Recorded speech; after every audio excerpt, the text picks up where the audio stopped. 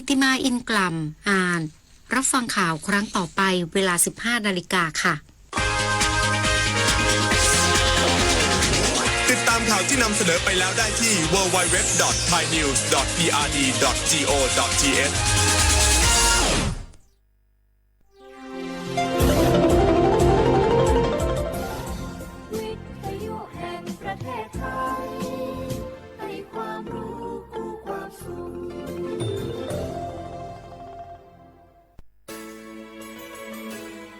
สถานีวิทยุกระจายเสียงแห่งประเทศไทยจังหวัดเชียงใหม่ AM 1476 กิโลเฮิรตซ์สถานีวิทยุภาคภาษาชาติพันธุ์แห่งเดียวในประเทศไทยที่มีความทันสมัยเชื่อถือได้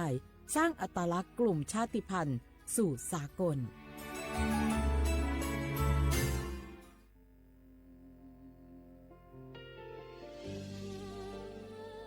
พระเสด็จสู่แดนสวงไทยทั้งปวงน้อมสำนึกในพระมหากรุณาธิคุณตราบนิรันดร์ข้าพระพุทธเจ้าข้าราชการและเจ้าหน้าที่สถานีวิทยุกระจายเสียงแห่งประเทศไทยจังหวัดเชียงใหม่กรมประชาสัมพันธ์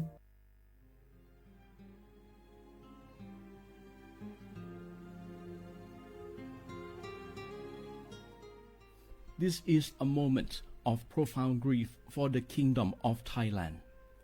We, the collective voices of Radio Thailand Chiang Mai, join the Thai nation in mourning the passing of our beloved Queen Martha, Her Majesty Queen Sirikit. Her life was a testament to the unwavering service, grace, and deep love for the Thai people. Our humble condolences and thoughts are with His Majesty the King, the royal family, and all the Thai people during this deeply sorrowful time. We will remember her forever.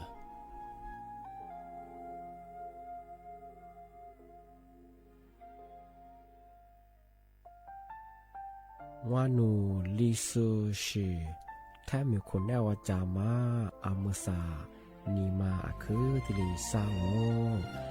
wanu watsuma aku fiama ko watuwa ma tili shikwali pudu tami kunewa jama wanu lisu shi za khwazapo ama he taho lele tili nima jaja nima tili sajangoรากฐานสังคมไทยตั้งแต่อดีตจนถึงปัจจุบันเคารพเทิดทูนสถาบันพระมหากษัตริย์เป็นศูนย์รวมจิตใจที่เหนียวแน่นของคนไทยในเวลาที่เกิดวิกฤตทางการเมืองพระบารมีของพระเจ้าอยู่หัวก็ทำให้เกิดความสงบและช่วงที่เกิดวิกฤตเศรษฐกิจปรัชญาเศรษฐกิจพอเพียงของพระเจ้าอยู่หัวรัชกาลที่ 9 พระราชทานให้กับคนไทยก็ทำให้ผู้ที่น้อมนำมาปฏิบัติมีภูมิคุ้มกันและไม่เกิดความเสียหายพระปฐมบรมราชโองการของพระเจ้าอยู่หัวรัชกาลที่ 10เราจะสืบสานรักษาและต่อยอดและครองแผ่นดินโดยธรรมเพื่อประโยชน์สุขแห่งอาณาราษฎรตลอดไปพระมหากษัตริย์ไทยทุกพระองค์ทรงห่วงใยราษฎร์เสมอสถาบันพระมหากษัตริย์ไทยศูนย์รวมใจไทยทั้งชาติ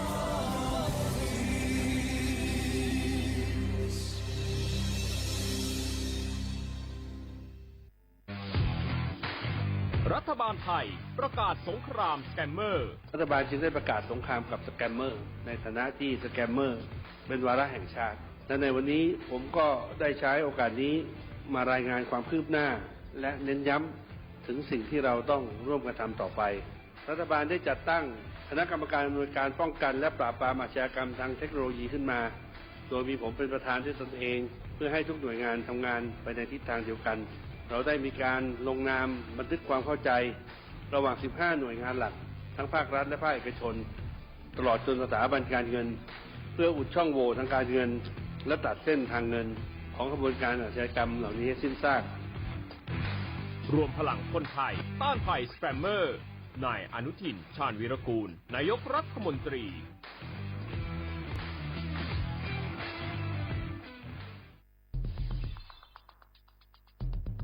แค่3 ปีความเสียหายจากอาชญากรรมไซเบอร์ของคนไทยพุ่งทะลุถึง 94,000 ล้านบาทหรือเฉลี่ยปีละ 30,000 ล้านบาท ก1ชั่วโมงเราเสียเงินกว่า 3.4 ล้านบาทให้กับมิจฉาชีพออนไลน์โจรไม่เห็นใจคนอาชีพไหนอายุเท่าไหร่สถานะทางการเงินแบบใดหมอพ่อค้านักธุรกิจนักเรียนแม่บ้านข้าราชการเกษียณทุกคนตกเป็นเหยื่อได้เสมอและวันหนึ่งอาจเป็นคุณหรือคนที่คุณรักเพราะจุดอ่อนร่วมของเหยื่อคือความเร่งรีบขาดสติหรือแม้แต่บางครั้งก็เกิดความโลภจนเกินไปอย่าปล่อยให้การกดคลิกเดียวลิงก์เดียวทำให้โจรยิ้มกว้างวันนี้ถึงเวลาแล้วที่คนไทยทุกคนจะต้องร่วมมือกันสร้างภูมิคุ้มกันอาชญากรรมไซเบอร์ช่วยกันหยุดก่อนที่ภัยไซเบอร์จะทำให้คนที่คุณรักและตัวคุณเองกลายเป็นเหยื่อ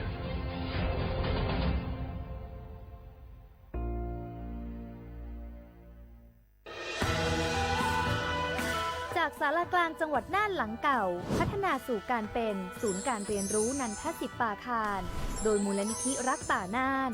นับเป็นพระมหากรุณาธิคุณที่สมเด็จพระกนิษฐาธิราชเจ้ากรมสมเด็จพระเทพรัตนราชสุดาสยามบรมราชกุมารี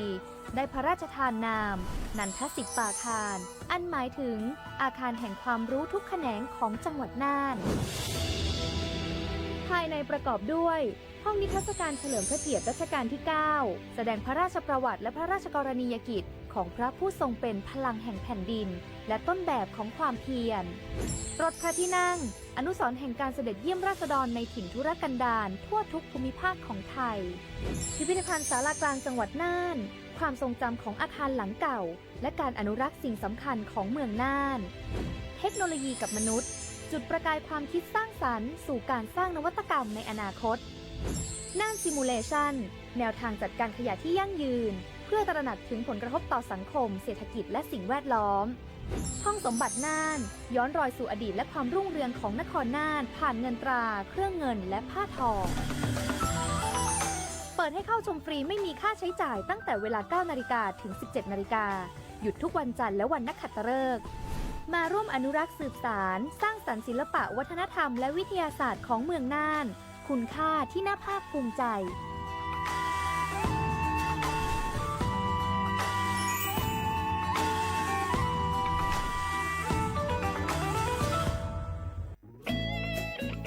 เสียงของท่านมีความหมายต่ออนาคตประเทศการเลือกตั้งคือโอกาสสำคัญที่ประชาชนจะได้ร่วมกำหนดทิศทางบ้านเมืองขอเชิญชวนพี่น้องประชาชนผู้มีสิทธิ์เลือกตั้งทุกท่านออกไปใช้สิทธิ์เลือกตั้งปี 2569 เลือกคนดีเลือกผู้แทนที่ตั้งใจทำงานเพื่อประโยชน์ของประชาชนบดีปล่อยให้เสียงของท่านเงียบหายเพราะประชาธิปไตยเริ่มต้นที่การไปใช้สิทธิ์ร่วมกันไปเลือกตั้งอย่างพร้อมเพรียงกันวันอาทิตย์ที่ 8 กุมภาพันธ์ 2569 8 โมงเช้าถึง 5 โมงแลงใช้สิทธิ์ใช้เสียงเพื่ออนาคตของประเทศไทยนี่รู้กันไหมสิทธิบัตรทองหรือบัตร30 บาทเป็นสิทธิหลักประกันสุขภาพตามกฎหมายที่ช่วยคุ้มครองคนไทยทุกคนให้เข้าถึงบริการสุขภาพที่จำเป็นโดยไม่ต้องเสียค่าใช้จ่ายเลยนะครอบคลุมทั้งการรักษาพยาบาลการป้องกันโรคการฟื้นฟูสมรรถภาพทางการแพทย์เรียกว่าช่วยให้คนไทยอุ่นใจกันเลยทีเดียวสอบถามเพิ่มเติมสายด่วนสปสช1330ทุกครั้งที่ใช้สิทธิบัตรทองหรือบัตร30 บาทอย่าลืมพกบัตรประชาชนเพื่อยืนยันการใช้สิทธิไม่ว่าจะไปรักษารับบริการป้องกันโรคหรือบริการอื่นๆสำหรับเด็กเล็กที่ยังไม่มีบัตรประชาชนใช้ใบเกิดแสดงคู่กับบัตรประชาชนของผู้ปกครองง่ายสะดวกรักษาได้ทันทีสอบถามเพิ่มเติมได้ที่สายด่วนสปสช1330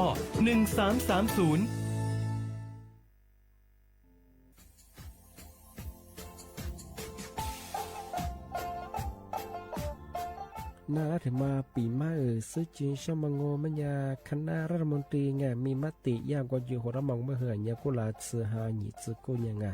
ยิ่งคงอยู่ตรงยาสดซื้อฉีกว่าย่าไประมองเมื่อเหือแก้ไขปัญหาไง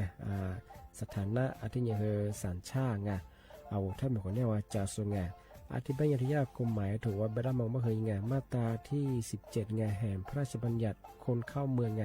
พ พอสองงมันอยากให้คนอยากให้หนีตัวงานหนีซึ่งหนีกวางกันเทวถ้ามีคนเนี่ยว่าจุลาโซอาทิตย์เนี่ยคือมือจ้าจางงบัญญัติอาทิตย์เนี่ยว่ามีทะเบียนประวัติเธอถูกต้องอยู่ไงอาทิตย์แบบว่าสามารถยื่นขอสถานะไงคนต่างด้าวเข้าเมืองโดยชอบด้วยกฎหมายที่ดียินหน้าบุรุษงาอาทิตย์ทยากฎหมายถือว่าบรรดามันเป็นไงมาตราที่7 ทวีไงแห่งพระราชบัญญัติไงสัญชาติยึดขวงงบไปเฮอพศยังไง2508ไงเอาถ้ามีคนได้ว่าเฮอตาซุงโงไม่ยังไงอาทิตย์ยังเฮออาบามันก็จะเฮออามาไงเอาว่าอยู่ในทะเบียนประวัติบุคคลไงอาทิตย์แบบว่าไม่มีสถานะทางทะเบียนมันจะแบบว่าสามารถยื่นขอสัญชาติไทยที่กรุงเทพมหานครไงยื่นที่สำนักบริหารการทะเบียนกรมการปกครองอาทิตย์แบบเราส่วนต่างจังหวัดจะสุบแบบว่ายื่นต่อในอำเภอตานภูมิลำเนาไงปีขวานนแล้วก็จะแบบว่าอำเภอยี่ที่ยื้อชองยื้อเวลางูมันยากว่าเวลาใช้กันยาขนาดถี่เนี่ยข้อนี้หนักกว่านี้สิงอันนี้แบบนี่มีกับพวกข้อนี้คือน่าเหี้ยโชฮาหนีซึกูยังไงยุคคนหนีตัวเหี้ยโชซึกูกว่าเสือทีนี้ยื้อชองถึงมาปีเมื่อซึ่งจุดเช้าว่าเช้าข้าได้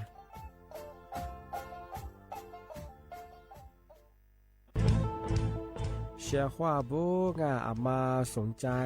ลงโฆษณาทาสถานีวิทยุกระจายเสียงแห่งประเทศไทยจังหวัดเชียงใหม่เอาสถานีวิทยุของมันยายี่เสียคือเสืออาทิเยยี่สัญญาว่าคือหุยยาคือยิบเป้งเทวพื้นที่จังหวัดเชียงใหม่ยัง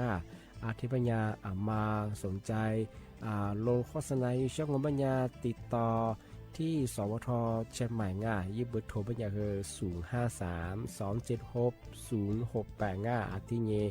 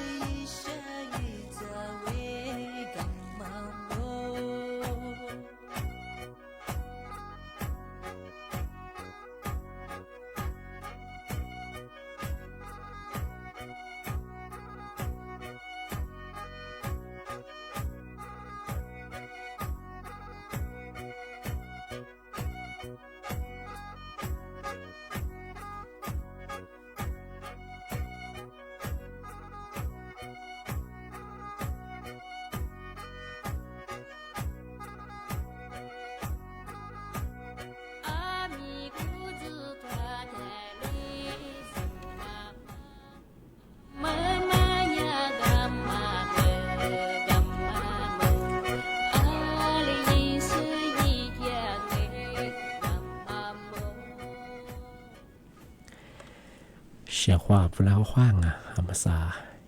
你莫话你啥莫啊我。ลิสงโหนูจะว่าจบไปแล้วไงอาวุลิสงโหประกาศกุบัตาเจ้าหมายดังอ่ะสถานีวิทยุกระจายเสียงแห่งประเทศไทยจังหวัดเชียงใหม่ว่าดังอ่ะที่ดาวลิสงโหโดยจะมองว่ามันยี่ครึ่งความถี่ยาที่ตัวลิยาสิจะโชว์ว่าโจเนี่ยคือตัวละยี่ระบบยา AM อ่ะที่ยี่ดาวFacebook ไงยี่เพจก็คือสวทเชียงใหม่ AM 1476กิโลเฮิรตซ์ไลฟ์สดยัดในไหนก็คือจุ่มมั่วยี่จิ้มมั่วที่ขวาโดที่มันน้อยยี่มั่วยี่3 ขนาดที่ยี่ขวายี่หลายยี่จะตัวอย่างอ่ะนี่มีถึงยี่งัวไม่เนี่ยลิสูบางไม่เนี่ยคือสติหายี่เจอลีนี่ไงนี่มีถึงยี่ก็คือแห่เผยเนี่ยลิสูบางเห็นยี่บ้าคือพารากังอ่ะอะไรบ้างไทยบ้าก็คือนี่เป็นยังไงมาที่5ซึ่งอย่างนี้ไงนี่เป็นยังไงบ้างคือนัดที่เนี่ยวันจันทร์ที่12เดือนมกราคมกับพศก็คือ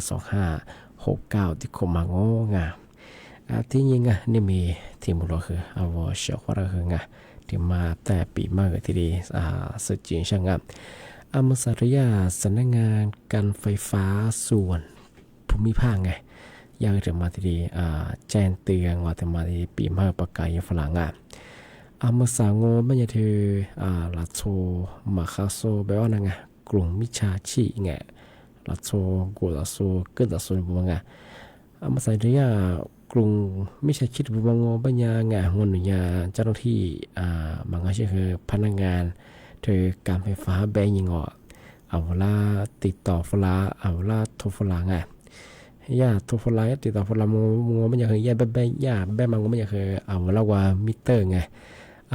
มิเตอร์ยี่สิบจะมาปันเหลือเป็นยังไงมันก็คือเอาข้อมูลส่วนตัวดียิ่งกว่าธุรการต่างๆไงที่เรียกมาคือยิ่งคือที่ยังมาคือจบเรื่องไงแบบข้อมูลดีฝรั่งไงที่แบงก์ก็ไม่จะย่าการไฟฟ้าไงส่วนที่การไฟฟ้าการไฟฟ้าบ้านมันก็คือนโยบายที่ชี้มันจะเป็นยังไงที่หลักสุดเป็นยังคือเอาเวลาทุกฝรั่งยิ่งวิเคราะห์มุขเดียมาที่ยังคือในรายมิเตอร์ตัวมิเตอร์ยี่สิบมาปันเหลือเป็นยังมาสั่นอยู่ยังมาคือบีมาคือยังคือตัวเครื่องจ่ายเป็นยังไงที่ว่ามาสั่นเนี่ยปันเหลือมาคือกว่ามิเตอร์ไงมอเตอร์มาคือระบบดิจิตอลเป็นยังคือที่มาสาวอยู่จะมันจะค่าเป็นยังไงที่ได้ปันเลือกมาคือฝึกบุญมาเชื่อเป็นยังว่าทุกฝรั่งยังไงที่แบงก์มันยังคือเจ้าวัวแต่ก็รู้ว่วันเดียวช่องบ้านเขาจะได้ว่ายี่ไล่ว่าจุดแพ้ดีเนี่ยท่านว่าจุดแพ้ยี่ไล่ว่าจุดแพ้อีกแค่ยังบ้านเขาได้แล้วว่าอาจารย์ลิ้นสุฝรั่งยังไงทางยี่ดีเนี่ยเขาได้แล้วว่ายืนยันข้อมูลยี่จะมาถึงมันก็ชื่อกับข้อมูลข้อมูลมาตัวบ้านเขาได้ว่ายี่สิบกว่ายี่ข้อมูลเราได้ไปจะมาตัวยังไงที่ยากการไฟฟ้าคนยังว่าที่แบบยังไงที่แบงก์ก็มันยังคือที่ยาการไฟฟ้าบ้านยังไงมากันยังคือปีว่าด้วยเสียปัจจัยตัวยังไงบางก็ไทยเย่แบบยังไงมันก็ยานายบายด้วยเสียมาโจ้บางไงยาหลักชัวแบบยังคือเอาแล้วตัวฝรั่งเนี่ยข้อมูลเดียวมันมิเตอร์ปันเลื่อมากูเลยที่แบบยังคือมาโจ้บริงานชิคงที่แบบยังชิคงมาปัจจัยตัวบางไงมาคือเอาข้อมูลส่วนตัวแบงก์ไงอะไรชีวิตเกิดบางไงที่มันยังคือกลุ่มมิจฉาชีพชิคงปีว่านาอะไรชีงามซึ่งเป็นว่าสงสัยว่าไงยี่บุตรโทรมาคือ1129ไงที่บางอย่างคือหนีจือลีจุ่มบ่ที่ติดต่อสอบถามนั่งมันก็เชื่อว่ายี่เว็บไซต์ไงเว็บไซต์การไฟฟ้าส่วนภูมิภาคไงยี่ติดต่อช่องงานมันก็เชื่อว่าในพื้นที่ไงเอาจังหวัดเที่ยวก็สำนักงานการไฟฟ้าส่วนภูมิภาคยี่ติดต่อสอบถามยังไงกูถึงยังว่าแล้วจะนาพนักงานสกัดยังงอตัวฝรั่งข้อมูลเดียวว่ายังไงเอามาสั่งข้อมูลจิตามิเตอร์ดำมันจะถ้าเกิดมาช่วยใบปัญหาจะเป็นไงว่าหลังนี้รถบีจะเป็นยังไงนั่นยังไงมันก็จะยามิเตอร์เฉพาะเรื่องมาคือสังงานมาคืองานเอาที่นี่ติดต่อสอบถามนั่งเอามาสั่งเห็นยี่ใบคือกลุ่มวิชาชีพมาคืองอถึงยัง หน่วยงานกุมาที่มาแบ่งยังไงที่เลยยืนจอตรงนั่นแหละกูเลยยืนยันเจ้างเนี่ยจะ做งานบ่คือมาคือเนี่ยคือจามโมบาชงงานแม่ชื่อว่าถ้า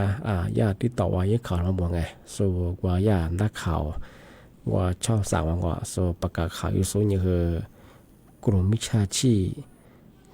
ก็มาคือกับก็แต่มาคือผู้ว่าให้ล้างสมมาคือที่กูเลยมา做ชงงานส่วนใหญ่ชงงานที่เรา做บ่สิคือประกาศจะบางคนไงกลุ่มมิจฉาชีพเราสมมาเขาสมมาคือยาคือเทียนคือดังเอาข้อมูลส่วนตัวยาเพีย做ชงงานยาปกครอง全部คือหน่วยงานเจ้าหน้าที่ช่วยปกครองช่วยกู้อีกข้อมูลเพียสักชงงานบ่คือเอาเนี่ยคือยาเจ้าหน้าที่เขาเป็นยังคือเอาคือที่ยืนจามมังว่ายาเลยแบกเอาก็เลยตายเย่ยาสินี่เจ้าหือนี่ยาสแกนหน้าเจ้าหือยือยาสิเดียกมาไงมาคือมาคือจามโมงชงงานจานเพียกือบ่คือที่ตัวเป็นนบัญชีไอ้มาเพียจะมาคือสุดดีนี่คืองอนหัวเพียโอเตมาคือน่าชงงานที่โน้ยข้อมูลมาคือแต่ยังว่าผิดกฎหมายเยอะระบบคือที่นี่อยู่อย่างมาคือตัวเสียงอย่างว่ามาคือคนละคืออย่างขึ้นอย่างประกาศปีมาจังอ่ะที่บริยาการไฟฟ้าแบบมันยังไงอย่างคือนโยบายคือที่ชื่อมาโจบโรงงานที่ยาพนักงานลาแบนอย่างคือเอาวัตถุฟลามาเอาวัตถุฟลามีข้อมูลส่วนตัวเดียมมาตรงเอาเวลามิเตอร์ปันเรือเป็นยังไงที่ยี่มาคือไงมันเพื่อไงของงานได้เป็นอย่างของงานมาปัจจุบันมาสงสัยว่าคือเอาทุกผู้ชมงานแสดงว่าแบบคือ1129กันมากันยังคือหนีจือหลีจุโมสิลีโทรสอบถามน้องปีควันพาสงสัยมันยังที่ยิงที่มาแต่เชื่อทำกูหลักกันยังปีมาประกาศยังมาสัตยาจังหวัดเชียงใหม่คนยังไงนี่มีก็ปุ๊กคนยังซึ่งว่าซาซึที่เนี่ยมาคือโตถ้าชูบริงกับปากกับเมียโมมาแบสืบเพียรมีแบจุเปิ่มแบลิชื่อตุ้มมากุศลไปชกันมาคือแก้ปัญหาที่PM 2.5ว่าตัวก็พัดจองมันยาต้องขู่เชื่อมันคือความฟูจิตได้แบบที่มรพิษเนี่ยยุดดูโจเช่แบบคือมีเชื่อมาครับว่าหลักสูตรแบบยิ่งสมมติยิงมันจะคือว่าเชื่อหาบังมันยังไงหาที่จะคือมรพิษมันชุดที่บอกว่าอยู่ปอดสักคือมันเล่นก็เลี้ยงมาตรงน่าจะพิจารณาก็เลี้ยงมาที่เกิดน่าเป็นยังไงแล้วคืออากาศเข้ามาค้างที่บ้านยังคือมาคือตัวสมบูรณ์งานนี่มีกับพวกคนยังคือว่าศาสตร์ที่ยังสิ่งปีขวาว่าชอบว่ามาตัวพัดสองมันยังไงมาสู้มันได้แบบว่าเทศบาลจริงๆคือที่เด็กแบบเป็นยังไงมันก็ใช่ว่ารถทะเบียนระบบไฟดีแบบไงถ้าเยอะรถทะเบียนที่นั่นมันถูกของงานได้เป็นอย่างเช่นของงานซะที่ประกาศงเป็นยังส่วนตัวหัดสู้แบบจริงๆคุยยังเป็นยังพันยามมันไม่คือไงบางอย่างบังคับใช้กฎหมายทุกกรณีที่ยังไม่ใช่ไงอันนี้ตรงชิมิทินักก็ละคือนอำเภอเชียงดาวไงตำบลปิงโค้งไงจะสืบไปคือหุ่นน้ำลิบไงคือเอาเชื่อเขาดีสุดจากงานที่บางอย่างคือถูกจุ่มในสิ่งนั้นมียี่คือว่าอยากจะซื้อปูจุดที่มันก็ยี่ลุดสุดจากสิ่งนั้นก็คือตุกเชื่อตุกแบบว่าสุดยี่ถูกใจแบบคือสุดท้ายแบบที่เจ้าหน้าที่ร้านเนี่ยคือที่โคตรเต็งอย่างตัวนี้ที่ว่าเขาสาวสวยมัน做สิ่งนั้นมาสมัยสุดก็อาจจะสัญญาเฉพาะงานมาตัวสอบงานอันนั้นคือมาเขาตัวส่งงานนี่มีกับพวกคนเนี่ยคือว่าศาสตร์สิ่งนี้สิ่งนั้นที่บ้านเฉพาะงานมาตัวขุดชัวมันก็คือตัวแล้วก็เบียร์หมูแบบคืองานบุคือถูกใจนั่งไงยูบุถูแบบคือ191มันก็ชื่อว่าขอตัวของมีเรื่องที่ใจอย่างง่ายทำมาคือถึงมาปีไม่ใช่งานที่บ้านมาสาวจังหวัดเชียงใหม่คนยังไงนี่มีก็พวกคนยังไงที่5คนยังคือว่าศาสตร์สิ่งนี้สิ่งไงมาคือตัวถัดโซ่บางไงช่วงไงตัวขุดโซ่แบบคือต้องขุดเชื่อมแบบคือที่กระโดดแบบคือมีสืบพีน้ำมาลิบินน้ำมาหุ่นดุนน้ำมาเหมือนว่าว่าเย่ต้องคุมอย่างไรแบบคือว่าจะหาสร้างว่าแบบคือสุขดีก็มีคือสุขภาพมาค่ะก็เลยงานที่ยาสาธารณสุขแบบช่วยไงว่าจะเหนื่อยเจชั่วโมงที่เป็นไม่ใช่คือขึ้นอย่างเป็นหัวอย่างสิ่งแต่ผู้บางงานจะแบบว่าทุกคนใช้แบบคือสุขภาพคือแย่อย่างสิ่งแต่มาจะปิดแบบเจนเตยช่างงานที่เป็นยังไงเมื่อสารนั่นละมึงกว่าที่ขวาเกิดอะไร ta bộ mà quả là cái nhà sẽ bỏ khoa từ khoa chữ là khoa nga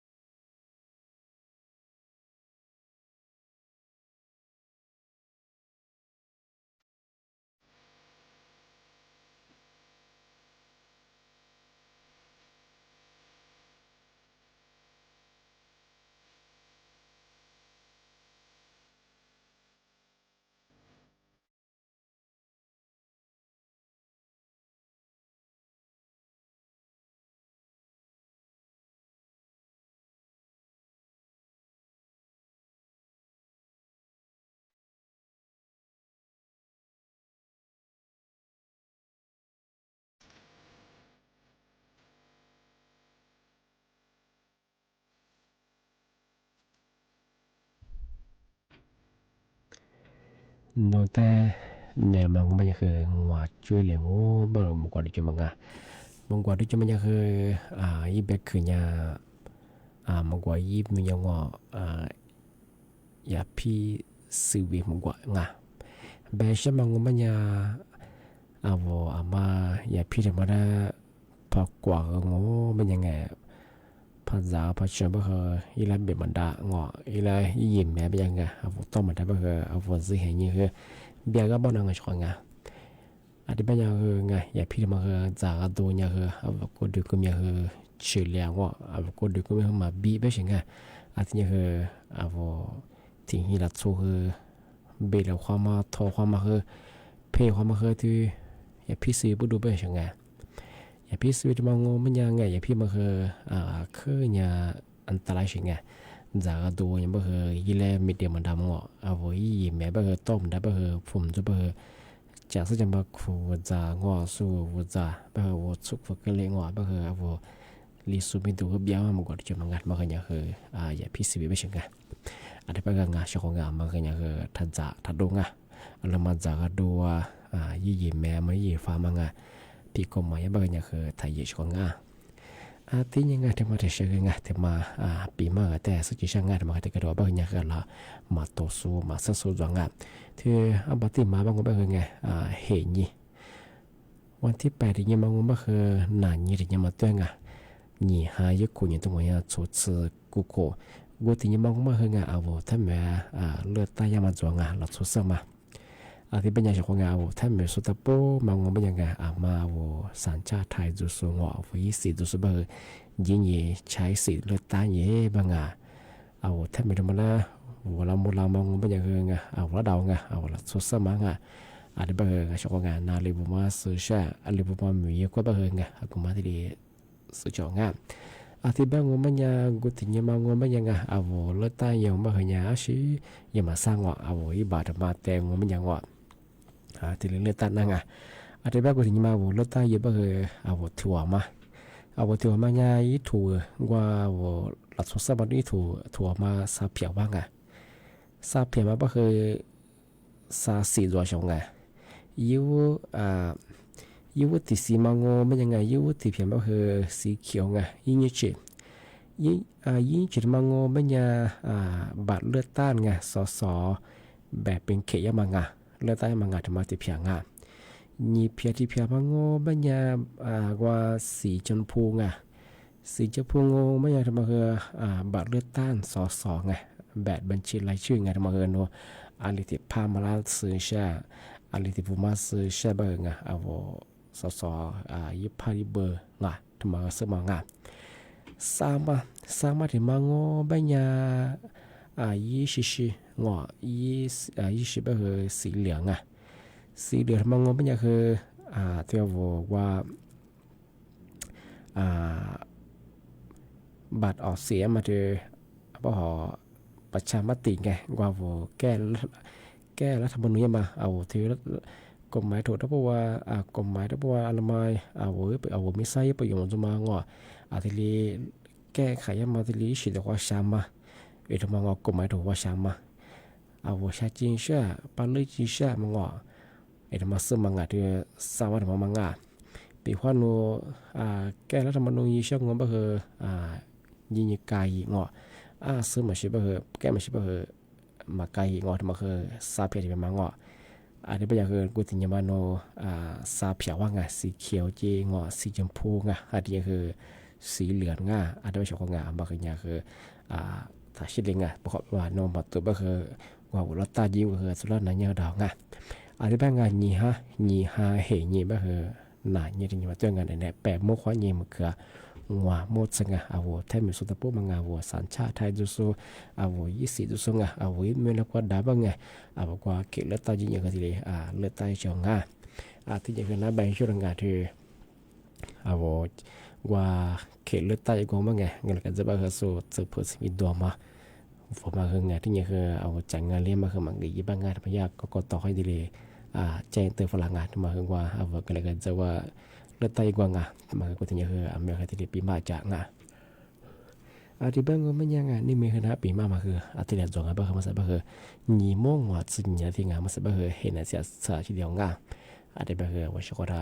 วิทยุนายาสูงไลฟ์สดที่สุดคือคือบุงงาที่บ้านคือน้ามงกว่าฟุตเดียวงาที่บ้านคือสั้นในงาสมมุขวันนี้จีมูว่าถือว่าหมดละกว่างาว่าชกราคือบุงงาเขาคว้าสวัสดีครับ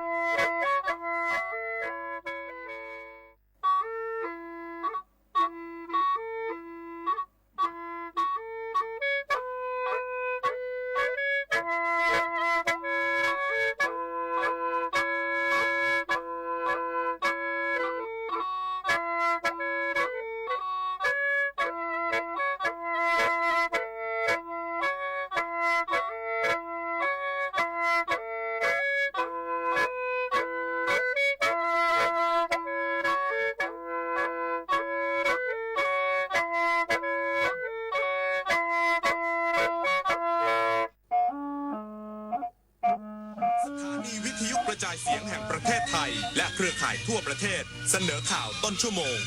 รู้เร็วรู้จริงเกาะติดทุกสถานการณ์